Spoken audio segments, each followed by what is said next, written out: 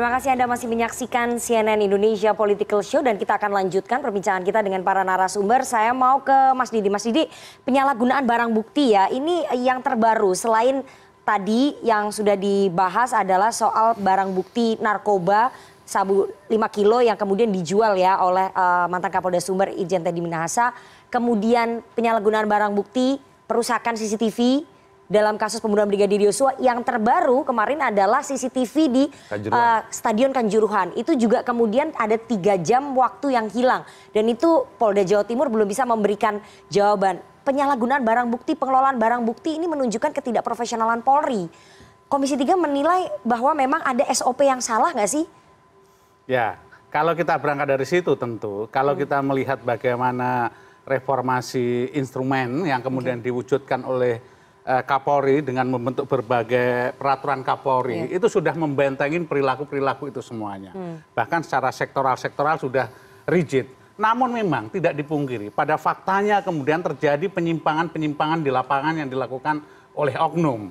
Nah, untuk itulah tentu kita berharap bahwa reformasi kultural, kemudian soliditas Polri di dalam menjalankan tugas dan kewenangan ini harus terus dilakukan pembenahan. Karena terbukti bahwa di lapangan banyak penyimpangan. Meskipun tadi saya setuju dengan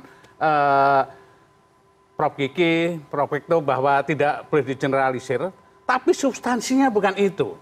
Tidak boleh ada toleransi terhadap penyimpangan yang dilakukan oleh satupun anggota Polri.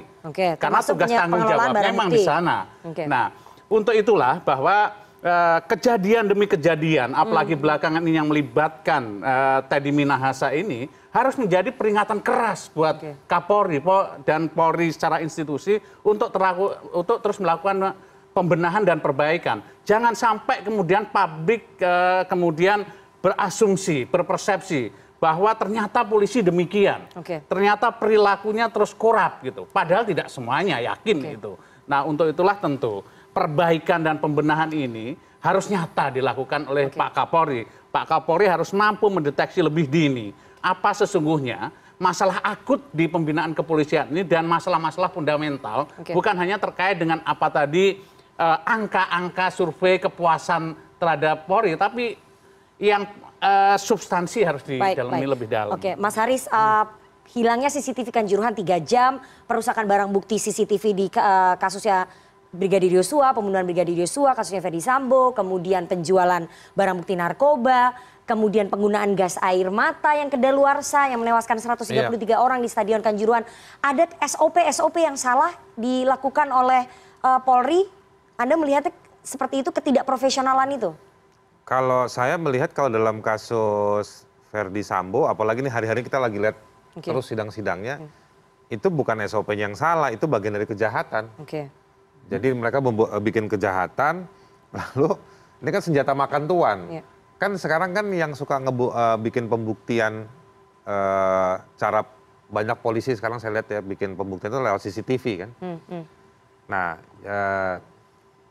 pas mereka bikin kejahatan, kejebak oleh CCTV yang mereka bikin sendiri, mereka equip sendiri, dan akhirnya mereka harus mendistrak itu. Kalau yang itu Sambo adalah kejahatan, tapi saya ingin bicara soal tragedi Kanjuruhan, penggunaan gas air mata kedaluarsa, kemudian penghilangan CCTV. Anda melihatnya ini ketidakprofesionalan Polri? Kalau menurut saya, kalau saya juga investigasi kemarin 2 minggu lalu, menurut saya ini bukan tidak profesional, tapi ini ada mobilisasi. Tapi saya nggak bisa jawab ini yang punya agenda siapa. Karena biasanya ngamanin stadion nggak pernah bawa gas air mata, nggak memobilisasi Brimob sebanyak itu. Meskipun ada polisi di sana. Terutama untuk Arema ada praktek-praktek yang sebenarnya polisi ngerti. Bahkan cara untuk mengusir penonton yang dianggap rusuh tadi itu juga ada caranya, lampu diturunkan dikit-dikit. Jadi ada mobilisasi massa di situ yang ada mobilisasi kekuatan yang berpotensi mematikan. Dan saya menganggap bahwa ini sesuatu yang diketahui dampaknya dari orang yang memobilisasi tersebut. Motifnya apa? Memobilisasi seperti pasukan? Saya bilang tadi, motifnya apa saya nggak bisa jawab. Oke. Mungkin terlalu memang sengaja terlalu politik. Oke. Memang sengaja atau memang tidak sengaja atau apa? Memobilisasi pasukan pengamanan Kalau untuk melihat mengendalikan massa. dari gerak pasukan, jenis alat yang dibawa, menurut saya itu ada kesadaran di sana. Jadi bukan pelanggaran SOP ya menurut Anda? Memang ini Bukan sengaja? pelanggaran SOP. Ada kesengajaan di situ? Karena waktu direncanakan pun kita baca notulennya atau suratnya, ini udah bilang kita waktu belum berangkat. Pada tanggal berapa rapat itu, lalu si Kapolres sudah ada perencanaan bahwa... Perencanaan itu sendiri udah ngelanggar SOP. Oke. Berarti ada pelanggaran SOP pada saat perencanaan mengirimkan pasukan pengamanan yang dilanggar dalam nggak mengendalikan cuma massa. SOP, tapi juga dilanggar banyak aturan lain. Oke, nanti saya tanya ke Prof. Kiki, tapi sebelum Prof. Kiki jawab, saya ingin ke teman-teman mahasiswa. Teman-teman dari Unhas silahkan ingin bertanya ataupun menanggapi. Oke, siapa namanya? Silahkan. Boleh Mbak. Ya, silakan. Oke, perkenalkan nama saya Imam Mobilingo dari BEM Universitas Hasanuddin. Saya mungkin menanggapi dari beberapa perdebatan atau dialektika yang terjadi dari tadi. Kita melihat sama-sama tentang apa yang terjadi pada institusi Polri hari ini. Saya rasa menurunnya tingkat kepercayaan masyarakat itu adalah konsekuensi logis atas kemarahan dari masyarakat itu sendiri. Khususnya kita teman-teman mahasiswa adalah korban nyata dari tingkat atau tindakan represif dari Polri itu sendiri. Dan kita melihat bahwa sama yang diperdebatkan tadi bahwa ada penyelewengan barang bukti, ada bagaimana kemampuan pelayanan Polri di tingkat desa, di tingkat kecamatan atau dimanapun yang dianggap tidak mampu melayani. Dan saya rasa mungkin ini permasalahan yang terjadi di tubuh Polri ini bukan permasalahan yang akut, tapi kita melihat bahwa ini adalah permasalahan yang sangat kronis, di mana bahwa ada banyaknya bentuk pelanggaran yang dilaksanakan oleh polisi itu sendiri, itu sangat tersistematis menurut kami. Kalau dibilang tadi oleh penasehat Pak Kapolri bahwa